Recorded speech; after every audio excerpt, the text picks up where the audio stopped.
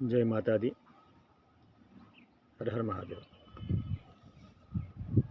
भाई देखिए, इस साल आषाढ़ मास में जो गुप्त नवरात्रि है 15 तारीख से 23 तारीख तक है।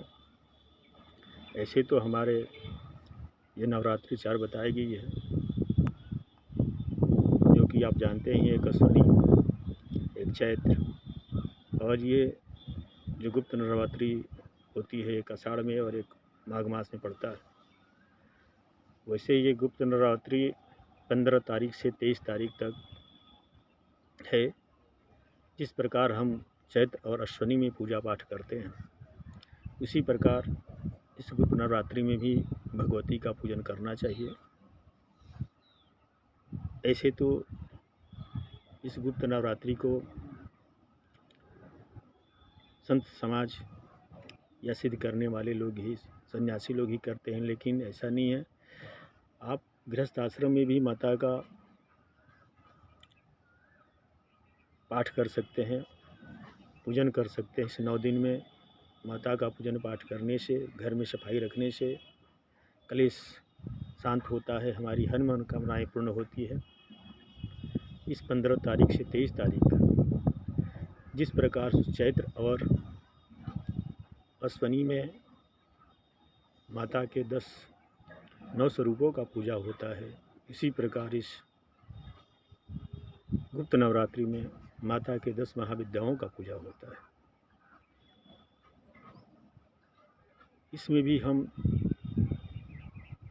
सफाई के साथ जो भी मन में मनोकामना हो, मनोकामना को रखते हुए माता का चौकी लगा करके या कलश स्थापित करें, दीप जलाएं, कवच अर्गला वगैरह दुर्गा जी का पाठ करना चाहिए, या विप्र से पाठ करें या अपने पाठ करें, उसी तरीका से ही फल मिलता है। हाँ, लेकिन इसमें सब सफाई, आपस में क्लेश ना हो, शांति के साथ इस गुप्त नवरात्रि का भी पूजन करना चाहिए। इससे हमारी हर मनोकामनाएँ भगवती पूर्ण करती हैं।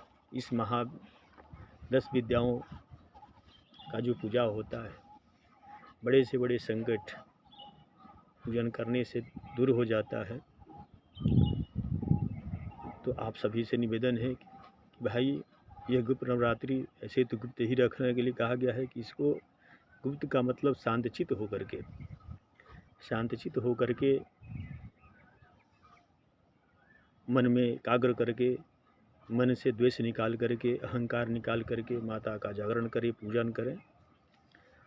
जो भी मन में कामना हो, जिस किसी भी मन में इच्छा हो, उस इच्छा को मन में बस किसी से ना कहते हुए अपने मन में ही संकल्पित करके, मानसिक संकल्प रह करके भगवती का आचरण करने से, माता का स्वरूप का दर्शन करके अगर हम उनकी माता का पूजन करें तो हमारा मनोकामनाएँ पूर्ण हो जाता है। इस 10 महाविद्याएँ जो माँ की हैं, जैसे उस नवरात्रि में हम 10 माता के 9 स्वरूपों का पूजन करते हैं, इसमें 10 महाविद्याओं का पूजा होता है। इसमें पहले दिन माँ काली का पूजन होता है, दूसरे दिन माँ तारा का पूजा होता है, तीसरे दिन माँ त्रिपुरा सुंदरी का पूजन होता है, और चौथे दिन माँ भुवनेश्वरी का पूजन होता है, पंचवें दिन छिन्नवासा माता का पूजा होता है, और पंचवें दिन त्रिपुरा भैरवी की पूजा होता है, और 8वें दिन माँ बगलामुखी का पूजन होता है, 9वें दिन मातंगी माता का पूजन होता है, और 10वें दिन कामलेखा का पूजा होता है। इस तरीक़ा से यह 10 महाविद्याओं का पूजन अलग अलग दिन करें या सभी दिन एक ही माता का पूजन करें।